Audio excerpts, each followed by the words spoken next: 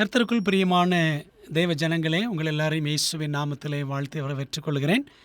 நாம் இந்த நாட்களிலே முத்தூது என்ற தலைப்பிலே சத்தியங்களை படித்துக் கொண்டிருக்கிறோம். 3 ஏஞ்சல்ஸ் மெசேஜஸ். வெளிப்படுத்தின விசேஷம் 14ஆம் அதிகாரம் 6 முதல் 13 வசனங்களில் அந்த முத்தூது அடங்கியிருக்கிறது. அதில் 6 முக்கியமான சத்திய தூண்களை நாம் பார்க்கிறோம்.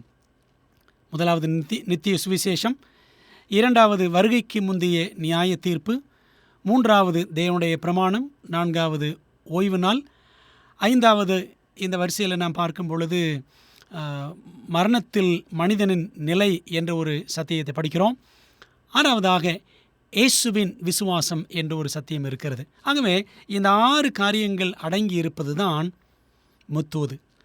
அதில் நாம் 10 பிரமாணங்கள், தேவனுடைய பிரமாணத்தை குறித்து கற்றுக்கொண்டு வருகிறோம். இன்றைக்கு நாம் பார்க்க போகிற தலைப்பு என்னவென்றால் 10 கட்டளைகளில் வெளிப்படும் இயேசு, ஜீசஸ் ரிவீல்டு இன் 10 commandments என்ற தலைப்பில் நாம் படிக்க இருக்கிறோம்.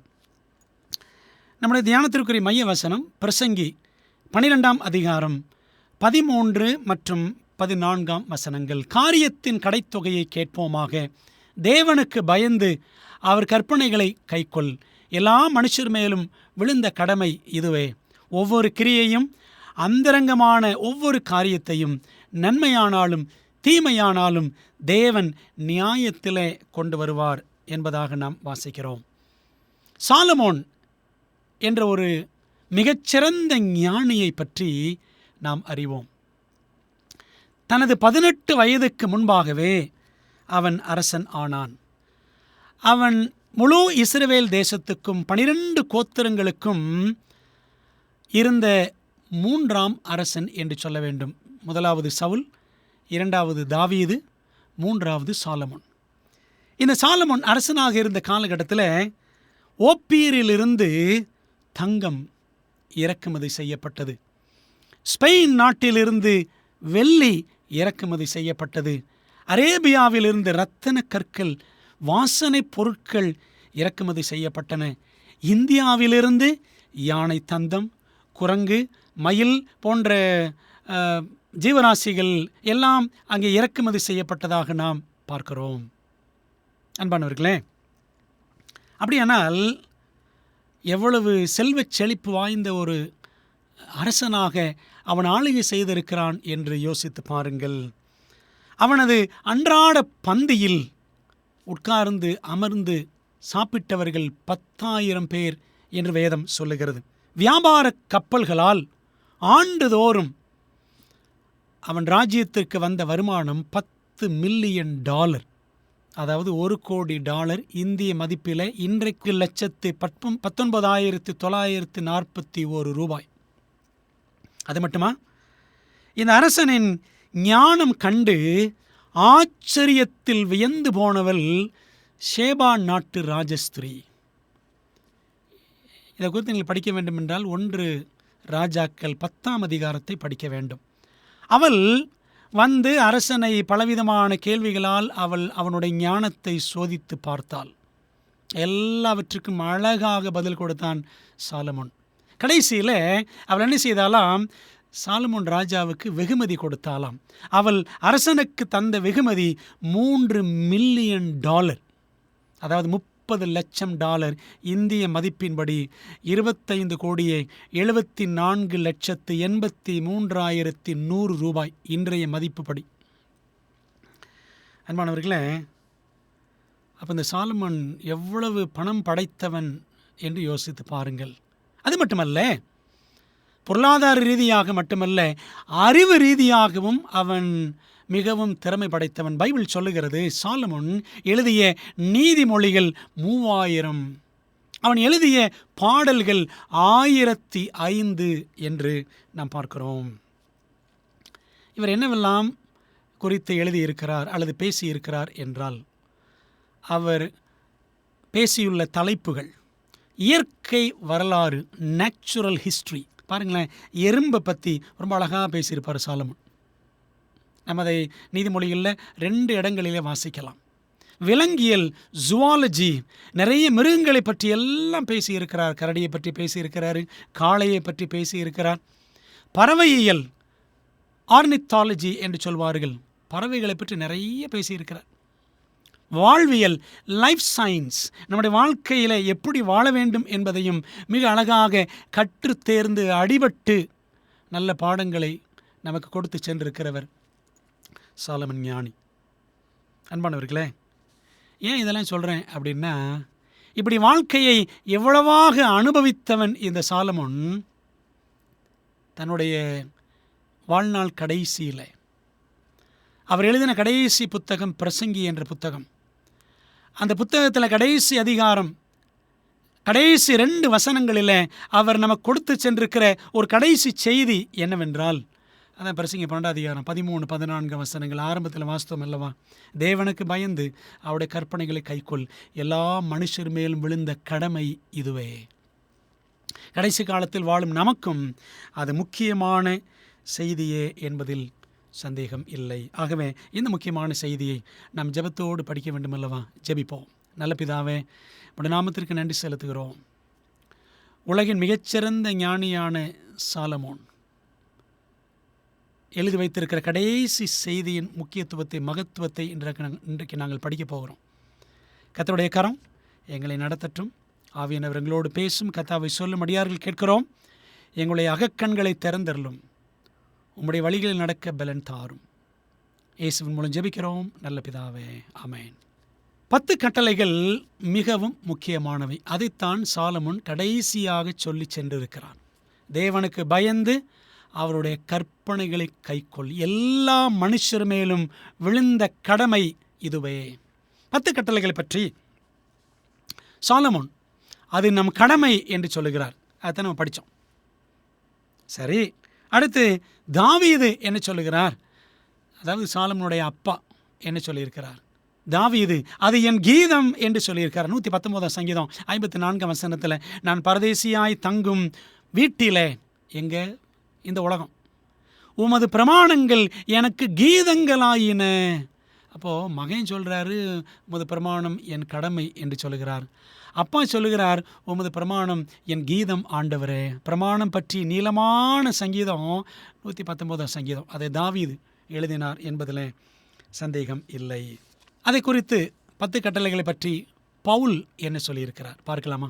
அது பரிசுத்தம், நீதி, நன்மை என்று ரோமர் 7 அதிகாரம் 12 வசனத்தில் சொல்லியிருக்கிறார். பாருங்கள், ஆகையால் நியாயப்பிரமாணம், அதாவது 10 கட்டளைகள் பரிசுத்தம் உள்ளதுதான், கற்பனையும் பரிசுத்தமாயும் நீதியாயும் நன்மையாயும் இருக்கிறது என்று புதிய ஏற்பாட்டில் பவுலின் கருத்தை நாம் பார்க்கிறோம். ஆண்டவர் இயேசு கிறிஸ்து இந்த 10 கட்டளைகளை பற்றி என்ன சொல்லியிருக்கிறார்? அது நிலையானது, நிறைவேற்றவே வந்தேன் என்று சொல்லியிருக்கிறார். மத்தேயு 5 அதிகாரம் 17 முதல் 19 வசனங்கள். நியாயப்பிரமாணத்தை ஆனாலும் தீர்க்க தரிசனங்களை ஆனாலும் அழிக்கிறதற்கு வந்தேன் என்று எண்ணிக்கொள்ளாதேயுங்கள், அழிக்கிறதற்கு அல்ல நிறைவேற்றுகிறதற்கே வந்தேன். வானமும் பூமியும் ஒளிந்து போனாலும் நியாயப்பிரமாணத்தில் உள்ளதெல்லாம் நிறைவேறும் அளவும் அதில் ஒரு சிறு எழுத்தாகிலும் ஒரு எழுத்தின் உறுப்பாகிலும் ஒளிந்து போகாது என்று மெய்யாகவே உங்களுக்கு சொல்லுகிறேன். ஆகையால் இந்த கற்பனைகள் எல்லாவற்றிலும் சிறிதானது ஒன்றையாகிலும் மீறி அவ்விதமாய் மனுஷருக்கு போதிக்கிறவன் பரலோக ராஜ்யத்தில் எல்லாரிலும் சிறியவன் எண்ணப்படுவான், இவைகளை கொண்டு போதிக்கிறவனோ பரலோக ராஜ்யத்தில் பெரியவன் எண்ணப்படுவான் என்று கிறிஸ்து சொன்னதை நாம் இங்கே பார்க்கிறோம். அன்பான தேவப்பிள்ளைகளை, இந்த 10 கட்டளைகளை பற்றி இயேசுவானவர் இன்னும் அதிகமாய் என்ன சொல்லியிருக்கிறார் என்று பார்க்கலாமா? சுமார் 4 குறிப்புகளை பார்க்க போகிறோம். முதலாவது, 10 கட்டளைகளை 2 பிரதான கற்பனைகளாக இயேசுவானவர் தந்திருக்கிறார். மத்தேயு 22 அதிகாரம் 37 முதல் 40 வசனங்களை நீங்கள் பாருங்கள். இயேசு அவனை நோக்கி, உன் தேவனாய கர்த்தரிடத்தில் உன் முழு இருதயத்தோடும் முழு ஆத்மாவோடும் உன் முழு மனதோடும் அன்பு கூர்வாயாக. இது முதலாம் பிரதான கற்பனை. இதற்கு ஒப்பாயிருக்கிற 2ஆம் கற்பனை என்னவென்றால், உன்னிடத்தில் நீ அன்பு கூறுவது போல பிறனிடத்திலும் அன்பு கூறுவாயாக என்பதே. இவ்விரண்டு கற்பனைகளிலும் நியாயப்பிரமாணம் முழுமையும் தீர்க்க தரிசனங்களும் அடங்கி இருக்கிறது என்றார். பிரியமானவர்களே, 2 பிரதான கற்பனைகள் என்று இயேசு சொல்லியிருக்கிறாரே. எப்படி என்றால், பழைய ஏற்பாட்டில் யாத்திராகமம் 20ஆம் அதிகாரத்தில் 10 கட்டளைகளை பற்றி வாசிக்கிறோம். முதல் 4 கட்டளைகள் தேவனிடம் நாம் அன்பு காட்டுவதை குறித்து பேசுகிறது. அந்த 10 கட்டளைகளில் அடுத்த 6 கட்டளைகள், தகப்பனையும் தாயும் கனம் பண்ணுவாயாக என்பதிலும் தொடங்கி இச்சியாதிருப்பாயாக வரைக்கும் அந்த 6 கட்டளைகள் மனிதர்கள் சக மனிதர்களிடம் காட்ட வேண்டிய அன்பை குறித்து பேசுகிறது. அன்பானவர்களே, இந்த 10 கட்டளைகளை சுருக்கி தான் ரொம்ப அழகாக ஆண்டவர் இயேசு கிறிஸ்து சொன்னார். முதலாம் பிரதான கற்பனை, உன் தேவனாய் கர்த்தரிடத்தில் முழு இருதயத்தோடும், முழு ஆத்துமோடும், முழு பலத்தோடும், முழு மனதோடும் அன்பு கூறுவாயாக. 2வது கட்டளை, உன்னை நீ நேசிப்பது போல பிறனையும் நேசிப்பாயாக. இவ்விரண்டில் முழு பிரமாணமும் தீர்க்க தரிசனங்களும் அடங்கும் என்று சொன்னார். பிரியமானவர்களே, புதிய ஏற்பாட்டில் ஆண்டவர் 2 கட்டளை கொடுத்தார் என்று சொன்னதுனால அப்போ 10 கட்டளை வேண்டாம் என்று அர்த்தம் அல்ல. இயேசுவே சொல்லியிருக்கிறாரு, இந்த 2ல் எல்லாமே அடங்கும். அப்போது 10 கற்பனைகளை ஆண்டு எவ்வளவாக முக்கியப்படுத்தி இருக்கிறார். 2வது, 10 கட்டளைகளில் இயேசுவின் குணம் வெளிப்படுகிறது. பாருங்களேன், ஒரு அட்டவணை பார்ப்போம். கர்த்தர், கட்டளைகள்.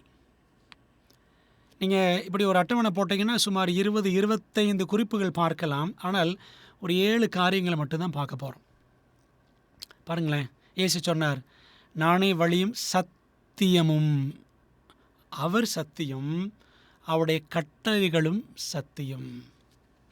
பாருங்க, சங்கீதம் 119, 142 உமது வேதம் சத்தியம், thy law is truth என்று இருக்கும். லா, வேதம் என்று வருகிற இடத்துல லான்னு படிக்கலாம். லானா என்னது? பிரமாணம், கட்டளைகள். உமது கட்டளைகள் சத்தியம், இதான் அர்த்தம். 2வது, கர்த்தர் நீதி உள்ளவர். சங்கீதம் 145, 17 படித்து பாருங்கள். அவருடைய கட்டளைகளும் நீதி உள்ளவைகள். சங்கீதம் 119, 172. கர்த்தர் பூரண சர்க்குணர். மத்தேயு 5:48. அதுபோல் கட்டளைகளை பற்றி சங்கீதம் 19:7 வாசிக்கிறோம். thy law is perfect. கர்த்தருடைய வேதம் குறைவற்றது அப்படின்னு படிக்கிறோம், அதாவது பூரணமானது. 4வது, கர்த்தர் பரிசுத்தர், பரிசுத்தர், பரிசுத்தர், பரிசுத்தர். ஏசாயா 6:3 வாசிக்கிறோம். கொஞ்ச நேரம் முன்னாடி படித்தோம்ல, ரோமர் 7:12 கற்பனை பரிசுத்தமானது. கர்த்தர், கற்பனைகள் அல்லது கட்டளைகள், அந்த குணலட்சணங்கள் பாருங்கள் ஒரே மாதிரி இருக்கிறதா. 5வது, கர்த்தர் மாறாதவர். மல்கியா 3:6. அதே போல் கட்டளைகள் பற்றி படித்தால் மத்தேயு 5:18 இயேசு சொன்னார்ல, அழிக்கிறதற்கு அல்ல. அதாவது கற்பனைகள் அழிக்க முடியாது, அது ஒழியாது, அது என்றென்றைக்கும் உள்ள சதா காலங்களுக்கும் உறுதியானது. சங்கீதம் 111, 7, 8 எல்லாத்தையும் நீங்கள் எடுத்து வாசித்து பாருங்கள். கர்த்தர் ஆவியாக இருக்கிறார். யோவான் 4:24 வாசிக்கிறோம். இது 6வது குறிப்பு. கற்பனைகளும் ஆவிக்குரியது. ரோமர் 7:14 வாசிக்கிறோம். கர்த்தர் எப்படிப்பட்டவர்? என்றென்றைக்கும் அவர் தேவன். சங்கீதம் 9:7, சங்கீதம் 90:2 படித்து பாருங்கள். சங்கீதம் 119:44 வாசிக்கிறோம். ஆண்டுடைய வேதமும் என்றென்றைக்கும் இருக்கக்கூடியது. அன்பானவர்களே, அப்போ என்ன பார்க்குறோன்னு சொன்னால், ஆண்டுடைய கட்டளைகள் எல்லாம் அவருடைய குணலட்சணங்களை வெளிப்படுத்துகின்றன. அவர்கிட்ட என்ன குணம் இருக்கோ அதான் அவர் கட்டளையிலையும் இருக்கும். பிரியமானவர்களே, ஆகவே கட்டளைகளில் கர்த்தருடைய குணம் வெளிப்படுகிறது. கர்த்தரும் கட்டளைகளும் சமம். The Lord and the law are equal. இது இன்னொரு தான் எப்படி சொல்லலாம் அப்படின்னா, பாருங்களேன், இயேசுவுக்கும் பேர் வார்த்தை தான். அந்த வார்த்தை மாம்சமாகி. பைபிளுக்கும் பேர் வார்த்தை தான். விளங்குதா உங்களுக்கு? ஸோ அப்போ கர்த்தரும் கட்டளைகளும் சமம். 3வது, இயேசு கட்டளைகளின்படி வாழ்ந்தார். உண்மைதானே? பாருங்கள் சில வசனங்கள். அவருக்குள் நிலைத்திருக்கிறேன் என்று சொல்லுகிறவன் அவர் நடந்தபடியே தானும் நடக்க வேண்டும். 1 யோவான் 2:6. எப்படி நடந்தார்? அதே அப்போஸ்தலன் யோவான் சுவிசேஷம் 15:10 சொல்கிறார் பாருங்கள். நான் என் பிதாவின் கற்பனைகளை கைக்கொண்டு அவருடைய அன்பிலே நிலைத்திருக்கிறது போல நீங்களும் என் கற்பனைகளை கைக்கொண்டிருந்தால் என்னுடைய அன்பிலே நிலைத்திருப்பீர்கள். கிறிஸ்துவானவர் சொல்கிறார், என் பிதாவின் கற்பனைகளை நான் கைக்கொண்டேன், அதில் நிலைச்சிருக்கிறேன். பாருங்கள், அவர் நடந்தபடியே எப்படி நடந்தார்? கற்பனைகளின்படி. அப்படியே நாமும் நடக்க வேண்டும். மத்தேயு 5 ஏற்கனவே படிச்சிட்டோம், 17 முதல் 19 வரை. எதற்காக இயேசு வந்தேன்? நியாயப்பிரமாணத்தை நிறைவேற்றவே, அதாவது அதன்படி நடக்கவே, வாழ்ந்து காட்டவே வந்தேன் என்று சொன்னார். அப்போ உங்களுக்கு விளங்குதா? உங்களுக்கு ஆண்டவர் இயேசு கிறிஸ்து பிரமாணத்தை எங்கேயுமே அவர் மட்டந்தட்டி அது அவசியமில்லை என்றெல்லாம் பேசவில்லை. 4வது காரியம் பார்க்கலாமா? இயேசு கட்டளைகளை வலியுறுத்தினார். யோவான் 14:15 வாசிக்கிறோம், நீங்கள் என்னிடத்தில் அன்பாயிருந்தால் என் கற்பனைகளை கைக்கொள்ளுங்கள் என்று சொன்னார். அது மட்டுமல்ல, மத்தேயு 19:16-17 வசனங்கள். அப்பொழுது ஒருவன் அவரை நோக்கி, நல்ல போதகரே, நித்திய ஜீவனை அடைவதற்கு நான் எந்த நன்மையை செய்ய வேண்டும் என்று கேட்டான். அதற்கு அவர், நீ என்னை நல்லவன் என்று சொல்வானேன்? தேவன் ஒருவர் தவிர நல்லவன் ஒருவனும் இல்லையே. நீ ஜீவனில் பிரவேசிக்க விரும்பினால் கற்பனைகளை கைக்கொள் என்றார் அப்படின்னு வாசிக்கிறோம். பார்த்தீங்களா, ஆண்டவர் இயேசு கிறிஸ்து கற்பனைகளினுடைய அவசியத்தை வலியுறுத்தி பேசுகிறார். அப்போ ஆண்டவர் இயேசு கிறிஸ்துவனுடைய ஊழியத்திலும் வாழ்க்கையிலும் அந்த கட்டளைகளுக்கு அதிக முக்கியத்துவம் கொடுத்திருக்கிறார் என்பதை நாம் பார்க்கிறோம். பியூட்டி ஆஃப் த லா பற்றி பார்க்க போகிறோம். கட்டளைகளின் அழகு பற்றி பார்க்கலாமா? ஒரு துணிக்கடை, ஒரு ஜவுளி கடை. அந்த ஜவுளி கடைக்கு ஒரு பெண்மணி வந்தாள். அவன் அந்த கடையில் நுழைஞ்சு சேலைகள்லாம் அடுக்கி வச்சுருப்பாங்க பார்த்தீங்களா, அந்த இடத்துக்கு போய் ஒவ்வொரு துணியாக எடுத்து எடுத்து எடுத்து அவள் என்ன செய்தாலாம், தன்னோட உடலோடு அவள் எடுத்து எடுத்து தன் உடலோடு வைத்து வைத்து ஒப்பிட்டு பார்க்கிறாள். இந்த கலர் எனக்கு எப்படி இருக்கும், இந்த கலர் எப்படி இருக்குன்னு சொல்லி அவள் பார்க்குறான். கடைசியில் ஒரு துணியை எடுத்தான், அதை எடுத்து ஊற்று ஊற்று பார்க்குறான். உடனே அங்கே வேலை செய்கிறவர் வந்துட்டு, அம்மா இது உங்களுக்கு பிடிச்சிருக்காமா அப்படின்னு கேட்குறார். அப்போ அவங்க சொல்கிறாங்க, இந்த துணியில் எனக்கு ஒரு ட்ரெஸ்ஸு தைச்சா எப்படி இருக்கும், நான் அதை நினச்சி பார்க்குறேன் அப்படின்னு சொல்லி அவள் சொல்கிறான். உடனே அந்த கடையில் வேலை செய்யக்கூடியவர் சொன்னாராம், இதில் இதே துணியில் நீங்கள் எதை எடுத்திருக்கீங்களோ இதே துணியில் ஒரு ஆடை தைக்கப்பட்டு ஒரு மாடல் வெளியில் இருக்குது, நீங்கள் அது உள்ளே நுழையும் போது பார்க்கலையா அப்படின்னு கேட்குறார். அப்போ என்ன செய்கிறாங்க, அதே துணியில் தைக்கப்பட்ட அந்த ஆடை வெளியில் இருக்குன்னு தெரிஞ்ச உடனே வேகமாக அந்த அம்மா வெளியில் போகிறாங்க. அந்த துணியை பார்த்த உடனே இந்த அம்மா எந்த துணியை எடுத்திருக்காங்களோ அதே துணியில் ஒரு ட்ரெஸ்ஸு ஒன்று தைக்கப்பட்டு வெளியில் தொங்குது. இதை பார்த்து ரொம்ப மகிழ்ச்சி அந்த அம்மாவுக்கு. துணியை பார்த்தாலே அழகு, அதை ஆடை வடிவில் பார்த்தால் அழகோ அழகு, எனவே நானே இதை எடுத்துக்கொள்ளுகிறேன் அப்படின்னு அந்த அம்மா ரொம்ப சந்தோஷமாக எடுத்துக்கிட்டாங்களாம். அன்பானவர்களே, கட்டளைகள் கற்பலகைகளில் அழகு என்றால் அது கிறிஸ்துவின் வாழ்விலே வெளிப்படும் போது அழகோ அழகு. கிறிஸ்தவர்களின் வாழ்விலே வெளிப்பட்டால் அது கொள்ளை அழகு. அந்த 10 கட்டளைகளை 2 கற்பலகைகளில் எழுதி கொடுத்தார், அது அழகு. அதை கிறிஸ்துவும் கடைபிடித்தார், அழகோ அழகு. கிறிஸ்தவர்கள் கடைபிடித்தால் அது எவ்வளோ அழகாக இருக்கும் யோசித்து பாருங்க. கிறிஸ்து செய்ததை நாம் செய்கிறோமா எண்ணி பார்க்க வேண்டும். இன்றைக்கு கிறிஸ்தவர்கள் என்று சொல்லுகிற அநேகர் கிறிஸ்துவானவர் வலியுறுத்தின பிரமாணங்களை, கட்டளைகளை உதாசீனப்படுத்துகிறோம். இது அந்த கட்டளைகளை கொடுத்த தேவனையே உதாசீனப்படுத்துவதற்கு சமம். பிரியமானவர்களே, யோசித்து பாருங்கள். இந்த சிந்தனையோடு நாம் வேதாமத்தில் இருக்கிற 4 வகை பிரமாணங்களை பார்க்க போகிறோம். 4 kinds of law. மோசேயின் காலத்தில் ஆண்டவர் இஸ்ரவேல் மக்களுக்கு வகை வகையான சட்டத்திட்டங்களை கொடுத்தார். அதில் 4 வகைகளை அழகாக பிரிக்கிறோம். முதலாவது சமுதாய சட்டங்கள், சிவில் லாஸ். இரண்டாவது சுகாதார சட்டங்கள், ஹெல்த் லாஸ், அது ஆரோக்கிய பிரமாணங்கள் சொல்லுவாங்க. மூணாவது சடங்காச்சார சட்டங்கள், செரிமோனியல் லாஸ். ஒருத்தன் பாவம் செஞ்சுட்டான் அல்லது ஒரு பெண் தீட்டுப்பட்டு விட்டால் அல்லது மாடு களவு போச்சு, ஆடு களவு போச்சு, குழியில் விழுந்துருச்சு, இந்த மாதிரி ஒருத்தனை மாடு முட்டிருச்சு, இந்த மாதிரிலாம் ஆயிடுச்சுன்னா என்னென்னு செய்யணும்? இதுதான் சடங்காச்சார சட்டங்கள், பிரமாணங்கள் என்று சொல்லுவார்கள். 4வது சன்மார்க்க சட்டங்கள், மாரல் லாஸ் அல்லது 10 கட்டளைகள் அல்லது நீதி நெறி பிரமாணம் அப்படின்னு சொல்லுவாங்க. அன்பானவர்களே, இப்போ கேள்வி, இப்படி 4 விதமான சட்டங்களை பார்க்கிறோம். இதில் சிலுவையில் ஒளிந்தது எந்த பிரமாணம் என்று கேள்வி கேட்ட உடனே எல்லாரும் சொல்லுவாங்க, 10 கட்டளைகள் தான் சிலுவையிலே ஒழிக்கப்பட்டன. வசனம் படிக்கலாமா? சிலுவையிலே ஒழிக்கப்பட்டது எது அப்படின்னா சடங்காச்சார சட்டங்களே. கொலோசியர் 2ஆம் அதிகாரம் 14 முதல் 16 வரை வாசிக்கலாமா?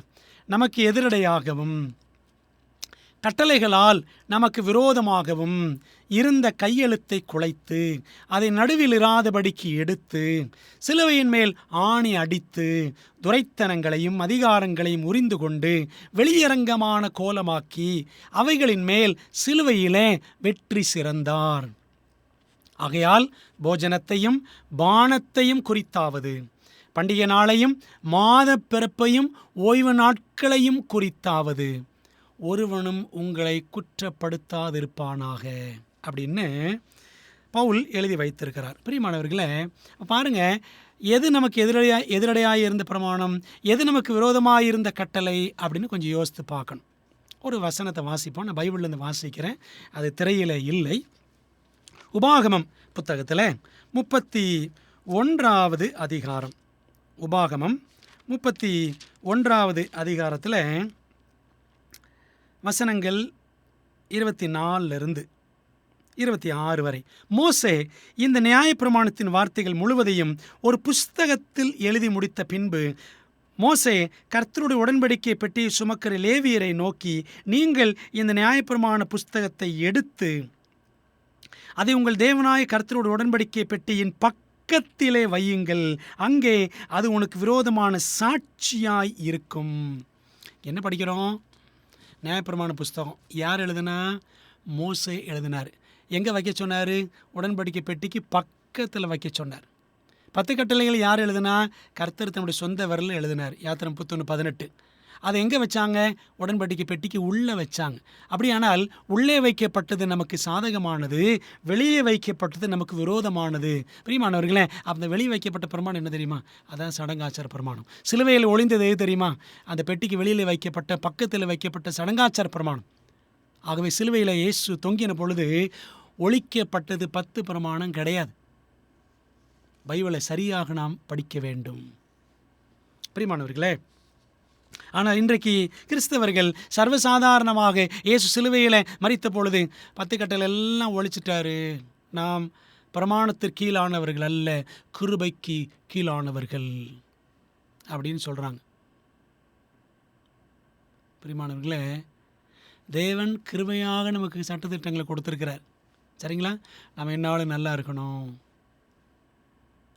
தேவனுடைய பிரஜைகளாக, பரலோக ராஜ்யத்தின் பிரஜைகளாக, தேவ ஜனமாக, உண்மை உத்தமான பிள்ளைகளாக இந்த உலகத்தில் வாழ்வதற்கு சட்டத்திட்டங்கள் என்று தேவன் நமக்கு கொடுத்திருக்கிற இந்த 10 பிரமாணங்கள் ஒளிந்து போய்விட்டன. அதை சுருக்கி ஆண்டு 2ஆக கொடுத்துட்டாரு அப்படிலாம் சொல்கிறோமே, இது எத்தனை தவறான ஒரு காரியம். ஆண்டவர் 2 பிரமாணம் கொடுத்தாரு, உண்மைதான். எப்படி 2 கொடுத்தாரு? அந்த 10லேருந்து 2 கொடுத்தார். அந்த 2 முடிவில் என்ன சொல்லியிருக்கிறாரு? இந்த 2 எல்லாம் அடங்கும்னு சொல்லியிருக்கிறார். நம்ம அடங்காமல் பேசிகிட்டு இருக்கிறோம். பிரியமானவர்களே, யோசித்து பார்க்க வேண்டும், சிந்திக்க வேண்டும். கட்டளைகளை தள்ளினால் கர்த்தரையே தள்ளுகிறோம். கர்த்தர் மட்டும் வேண்டும், கட்டளைகள் வேண்டாம் என்றால் இது எந்த விதத்தில் நியாயம்? யோசித்து பார்ப்போம். இயேசுவை நீங்கள் நேசிக்கிறீர்களா? அவருடைய கட்டளைகளையும் நாம் நேசித்து பின்பற்றத்தான் வேண்டும். அன்பானவர்களே, இந்த கட்டளைகளை ஆண்டவர் கொடுத்தாரே ஏன்? பர்பஸ் ஆஃப் த லா, கட்டளைகளின் நோக்கம் என்ன? 4 காரியங்களை நாம் பார்க்க போகிறோம். முதலாவது, பாவத்தை பற்றிய அறிவை நாம் அடைவதற்காக ஆண்டவர் கட்டளைகளை கொடுத்தார். ரோமர் 3:20 பாருங்கள். இப்படி இருக்க பாவத்தை அறிகிற அறிவு நியாயப்பிரமாணத்தினால் வருகிறபடியால் அப்படின்னு படிக்கிறோம். அப்போ பாவத்தை அறிகிற அறிவு நமக்கு எப்படி கிடைக்குது? நியாயப்பிரமாணத்தின் வழியாகத்தான் கிடைக்கிறது. 1 யோவான் 3:4. பாவம் செய்கிற எவனும் நியாயப்பிரமாணத்தை மீறுகிறான், நியாயப்பிரமாணத்தை மீறுகிறதே பாவம் அப்படின்னு படிக்கிறோம். சரிங்களா? அப்போது இது பாவம், இச்சை பாவம், களவு பாவம், விபச்சாரம் பாவம், இதெல்லாம் எப்படி நமக்கு தெரியும்? அந்த பிரமாணம் இருக்கிறதுனால தான் நமக்கு தெரியும்.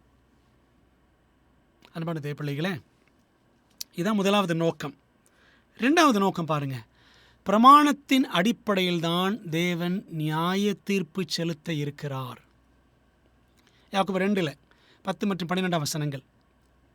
எப்படி எனில், ஒருவன் நியாயப்பிரமாணம் முழுவதையும் கை கொண்டிருந்தும் ஒன்றிலே தவறினால் எல்லாவற்றிலும் குற்றவாளியாய் இருப்பான். சுயாதீன பிரமாணத்தினால், சுயாதீன பிரமாணம்னா சுயாதீனம் என்றால் விடுதலை. ஆங்கிலத்தில் பாருங்கள் அந்த வசனத்தை, லா ஆஃப் லிபர்ட்டி, விடுதலை பிரமாணம். விடுதலை பிரமாணத்தினால் நியாய தீர்ப்படைய போகிறவர்களாய் அதற்கேற்றபடி பேசி அதற்கேற்றபடி செய்யுங்கள்.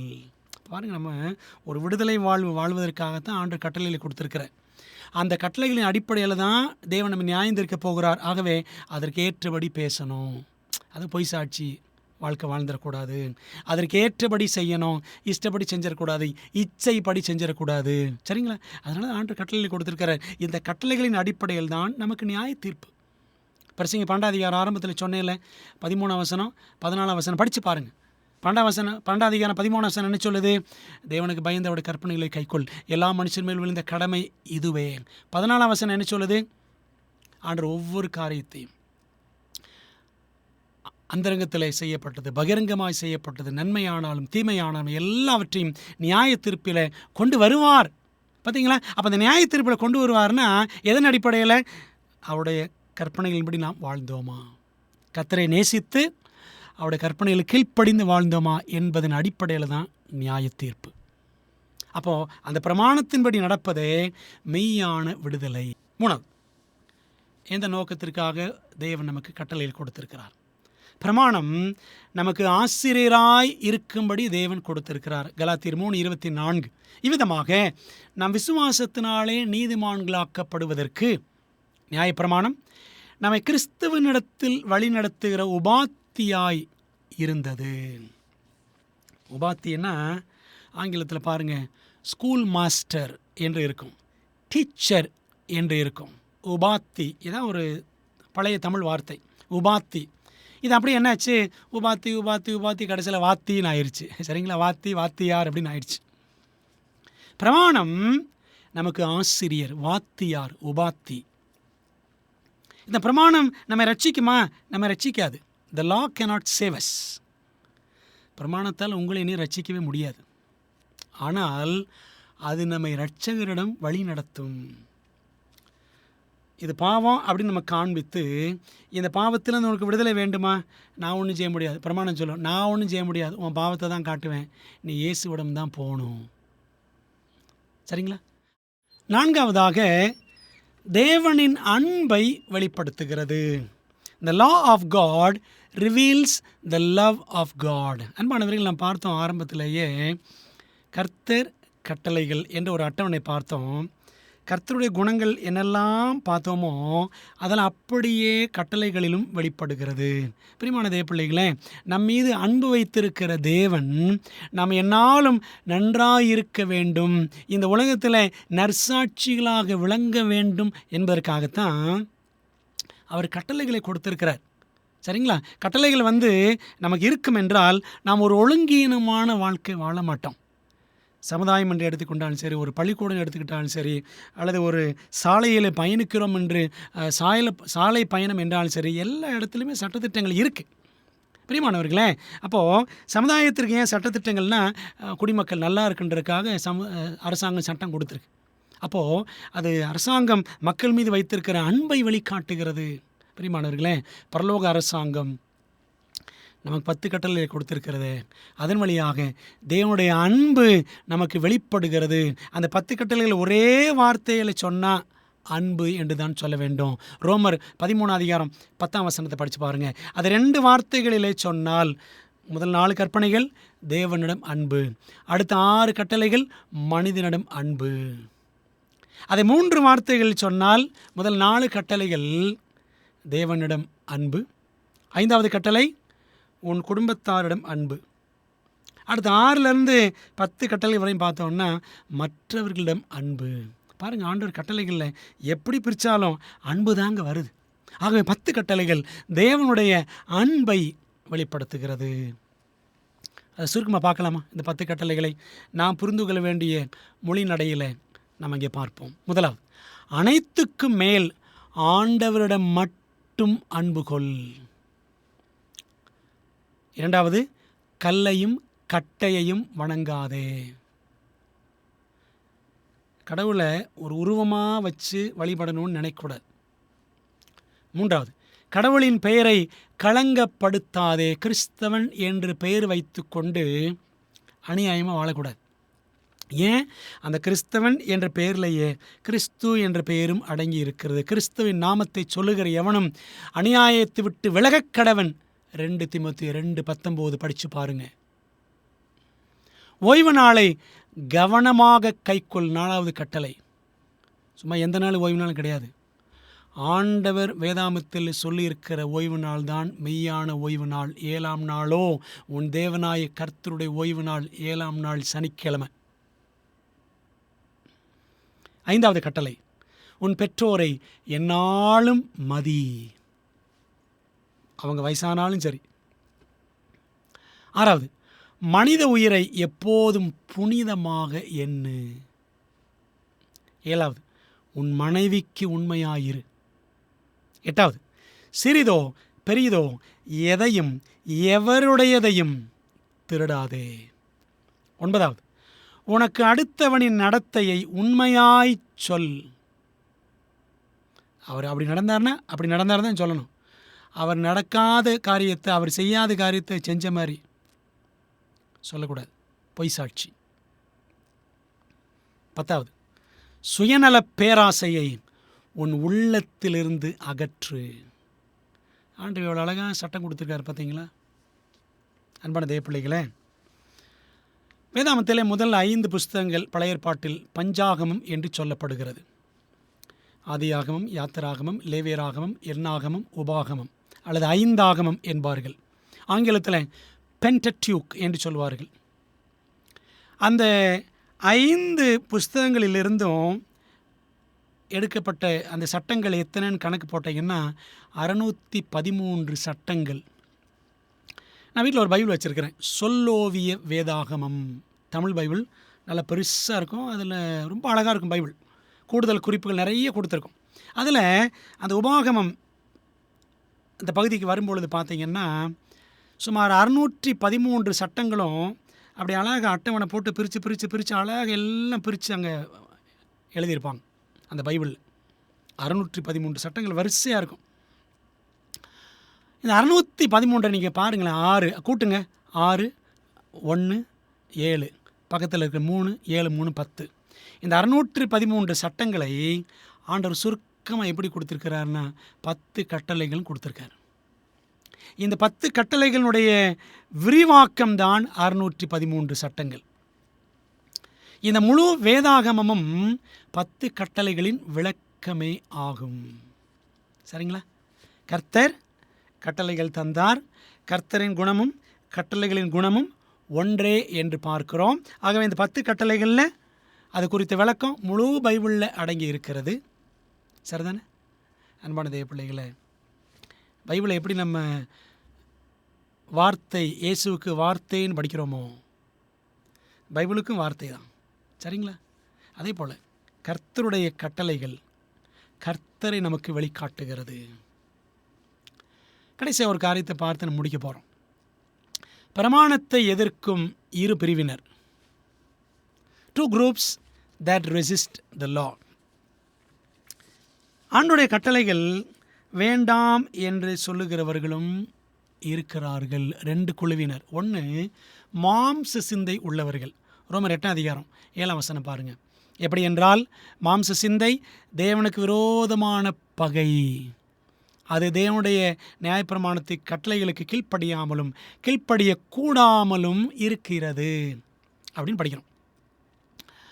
அப்போது ஆண்டோடைய கற்பனைகளுக்கு கீழ்ப்படியாமல் அதெல்லாம் கீழ்ப்படிய முடியாது என்று சொல்லுகிறவர்கள் யார்? மாம்ச சிந்தை உள்ளவர்கள். ஆவியின் சிந்தை உள்ளவர்கள் அப்படி சொல்ல மாட்டாங்க. எங்களுக்கோ கிறிஸ்துவின் சிந்தை உண்டாயிருக்கிறது. 1 கொரிந்தியர் 2:16 படித்து பாருங்கள். கிறிஸ்து இயேசுவின் சிந்தையே உங்களிலும் இருக்க கடவுது. பிலிப்பியர் 2:5. கிறிஸ்து இயேசுவின் சிந்தை என்ன? கீழ்ப்படுகிற சிந்தை. பிதாவின் கட்டளைகளுக்கு இணங்கி வாழ்ந்த சிந்தை கிறிஸ்துவின் சிந்தை. கிறிஸ்துவின் சிந்தை மாம்ச சிந்தையா? கிடையாது. அவர் ஆண்டோடைய கற்பனைகளுக்கு, பிதாவின் கற்பனைகள் கீழ்ப்படியாமல் இல்லை. இந்த உலகத்தில் மனுஷனாக இருந்த பொழுதும் அவர் கீழ்ப்படிதலை தன் வாழ்க்கையிலே நமக்கு முன்மாதிரியாக காண்பித்தார். ஆனால் இன்றைக்கு கீழ்ப்படிய நம் மனசு இல்லாமல் 10 கட்டளை ஒழிஞ்சு போச்சு, அதெல்லாம் நம்ம கடைபிடிக்க முடியாது என்றால் சொல்லுகிறோமே. இப்படி சொல்லக்கூடியவர்கள் மாம்ச சிந்தை உள்ளவர்கள் என்று வேதாகமம் ஆவியானவர் சுட்டி காட்டுறார். 10 கற்பனை வேண்டான்னு சொல்கிறவங்கெல்லாம் மாம்ச சிந்தை உள்ளவர்கள்.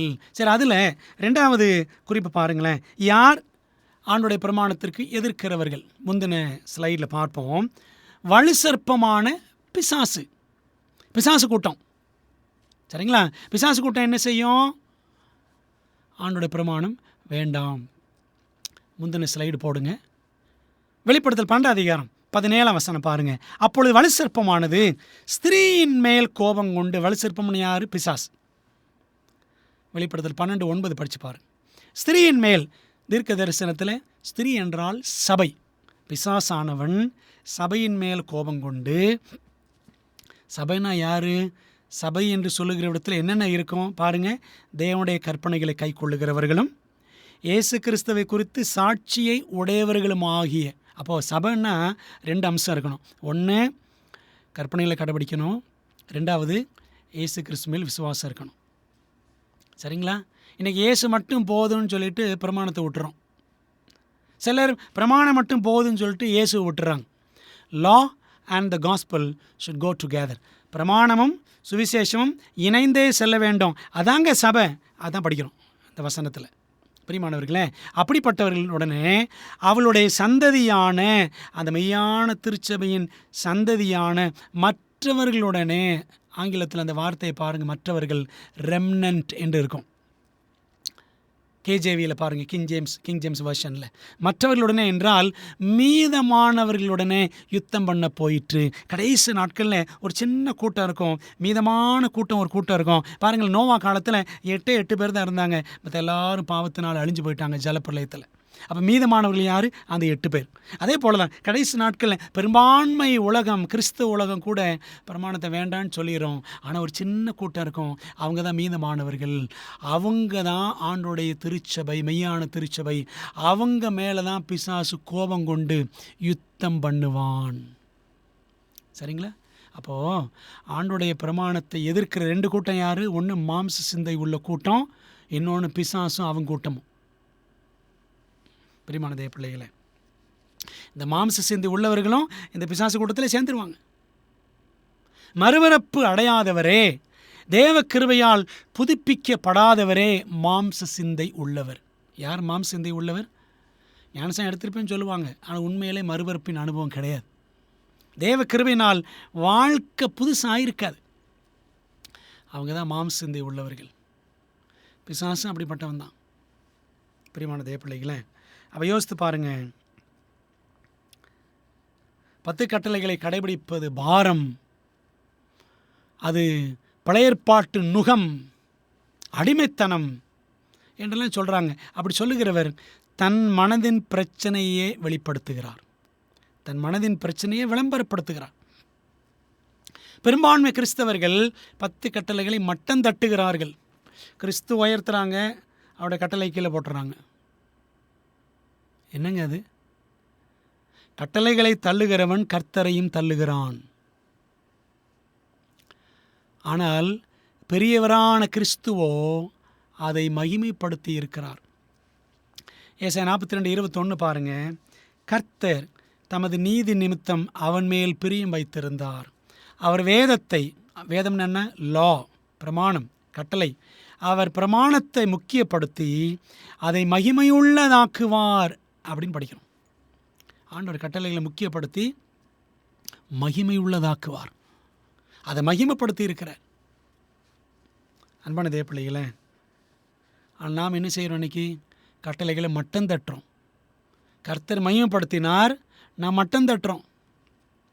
அது எத்தனை தேவனுக்கு வேதனை உண்டாக்கும் செயல் என்று எண்ணி பாருங்கள். கட்டளைக்கு கீழ்ப்படியாமை என்பது நமது இருதய பிரச்சனை தான். The heart of the problem is problem in the heart. பிரச்சனையின் இருதயம் என்ன தெரியுமா? இருதயத்தில் பிரச்சனை. நம்ம இருதயம் சரி கிடையாது, அதனால் பிரமாணம் அவசியம் இல்லை, நம்ம கதை கட்டிகிட்டு இருக்கிறோம். நான் ஏன் பிரமாணத்தை வெறுக்கிறேன் தெரியுமா? ரோமர் 7:14 பாருங்கள். மேலும் நமக்கு தெரிந்திருக்கிறபடி நியாயப்பிரமாணம் ஆவிக்குரியதாக இருக்கிறது, நானோ பாவத்துக்கு கீழாக விற்கப்பட்டு மாம்சத்துக்குரியவனாக இருக்கிறேன். நான் மாம்சத்துக்குரியவனாக இருக்கிறதுனால, மாம்ச சிந்தை உள்ளவனாக இருக்கிறதுனால தான் ஆவிக்குரிய பிரமாணத்தை நான் அற்பமாய் நினைக்கிறேன். அன்பான தேவ பிள்ளைகளே, அப்போ பாருங்கள், என்னிலும் பலன் இல்லை, பிரமாணத்திலும் பலன் இல்லை. பிரமாணம் நமக்கு பாவத்தை தான் காட்டும், கடைபிடிக்க பலன் கொடுக்குமா? நமக்கு பலன் கொடுக்காது. என்கிட்டையும் கட்டளை கீழ்ப்படுகிற பலன் கிடையாது. எனக்கு பலனை இந்த பிரமாணத்தால் கொடுக்கவும் முடியாது. ஆகவே என்ன செய்ய வேண்டும்? பாருங்கள், 2 வயசு குழந்தை இருக்குன்னு வச்சுக்கோம். அந்த குழந்தைகிட்ட கோடாரியை கொடுத்தா மரத்தை வெட்டுமா? வெட்ட முடியாது. அப்படித்தான் நம்ம இருக்கிறோம். நம்முடைய மாம்ச பலத்தால் பிரமாணத்தை, கட்டளைகளை நம்ம கடைபிடிக்கவே முடியாது. ஆனால் அந்த கோடாரியை அந்த குழந்தையோட அப்பாட்ட கொடுத்துட்டா அப்போ அழகாக வெட்டி தெளிவிற மரத்தை. சரிதானே? அன்பான தேவ பிள்ளைகளே, தேவகுமாரன் இந்த உலகத்தில் மனுஷகுமாரனாக வந்தாரே, ஆண்டவர் இயேசு கிறிஸ்து, அவர் தம்முடைய ஆவியின் மூலமாக நமக்குள் வசித்தால் எல்லாம் நடக்கும். கிறிஸ்து நமக்குள்ளே இருந்தார்னு வச்சுக்கோங்களேன், நமக்குள்ளே வாசம் பண்ணினால் என்ன நடக்கும்? பிலிப்பியர் 4:13 வாசிக்கிறோம். என்னை பலப்படுத்துகிற கிறிஸ்துவினாலே எல்லாவற்றையும் செய்ய, அவருடைய கற்பனைகள் எல்லாம் கடைபிடிக்க எனக்கு பலன் உண்டு. தேவகுமாரன் உள்வசித்தால்தான் எல்லாம் நடக்கும். அப்படியானால் கீழ்ப்படிய நமக்கு தேவை. என்ன தேவை? இயேசு நமக்கு தேவைங்க. கட்டளைகள் மட்டும் பிடிச்சிட்டு இயேசுவை விட்டுறக்கூடாது. இயேசு மட்டும் பிடிச்சிட்டு கட்டளையை விட்டுறக்கூடாது. நமக்கு தேவை இயேசுவின் விசுவாசம். The faith of Jesus is what we need in these last days. இந்த கடைசி நாட்களில் நமக்கு இயேசுவின் விசுவாசம் தேவை. அதுவே நாம் கற்றுக்கொள்ளப் போகிற அடுத்த தூண். முத்தூதில் நாம் பார்க்கிற 6 சத்திய தூண்களில் அடுத்த தூண் அதுதான். அதை படிக்க போகிறோம். இன்றைக்கு நான் படித்த பாடம் என்ன? 10 கட்டளைகளில் இயேசு வெளிப்படுகிறார். அவருடைய அன்பு வெளிப்படுகிறது. கிறிஸ்துவுக்கு கட்டளைகள் அவசியம் என்றால், கிறிஸ்துவானவர் கட்டளைகளுக்கு கீழ்ப்படிந்தார் என்றால், கிறிஸ்தவர்களுக்கும் கட்டளை அவசியம். கிறிஸ்தவர்களும் ஆண்டோடைய கட்டளைகளுக்கு கிறிஸ்துவின் பலத்தினால் கீழ்ப்படிய வேண்டும், கீழ்ப்படிய முடியும் என்று நம்பிக்கையோடு ஜெபத்தில் நம்ம ஆண்டுக்கு ஒப்பு கொடுப்போமா? ஜெபிப்போம். எங்கள் நல்ல தகப்பனே, உம்முடைய நாமத்திற்கு ஸ்தோத்திரம். இந்த நாளில் 10 கட்டளைகளில் வெளிப்படும் இயேசு என்ற தலைப்பில் நாங்கள் படித்த நல்ல பாடத்திற்காக நன்றி. ஆவியானவர்களுக்கு கற்றுக் கொடுத்ததற்காக ஸ்தோத்திரம்ப்பா. பல நேரங்களில் நாங்கள் கர்த்தரை பற்றி கொள்கிறோம், கட்டளைகளை கலற்றி விட்டு விடுகிறோம். அப்பா, அது மெய்க்கிறிஸ்தவம் அல்ல என்பது உணர்ந்தவர்களாக நாங்கள் கர்த்தரையும் கட்டளைகளையும் பிரமாணத்தையும் சுவிசேஷத்தையும் ஒருமித்து பின்பற்றுகிறவர்களாக எங்களுக்கு பலத்தை தாரும். சத்தியத்தை கேட்கிற எல்லாருக்கும் பிரகாசமுள்ள மனக்கண்களை கர்த்தர் கொடுத்து அவர்களை இயேசுவானவர் எப்படி நடந்தாரோ பிதாவே, அதே போல் நாங்களும் நடக்கத்தக்கதாக எங்களை உம்முடைய ஆவியினால் நிரப்பி வழி நடத்தும்படி இயேசுவின் நாமத்தில் ஜெபிக்கிறோம். ஜெபங்கேளும் நல்ல பிதாவே, ஆமென். நம்முடைய கர்த்தராக இருக்கிற இயேசு கிறிஸ்துவின் கிருபையும் பிதாவாகிய தேவனுடைய அன்பும் ஆவியானவரின் ஐக்கியமும் ஆசீர்வாதம் தேவதூதர்களின் காவலும் வழி நடத்தலும் நம்ம எல்லாரோடும் என்றும் என்றும் சதா காலங்களிலும் தங்கியிருப்பதாக. ஆமென். பிரியமானவர்களே, கர்த்தர் உங்களை ஆசீர்வதிப்பாராக. மீண்டும் அடுத்த வகுப்பில் நாம் சந்திப்போம். ஆமென்.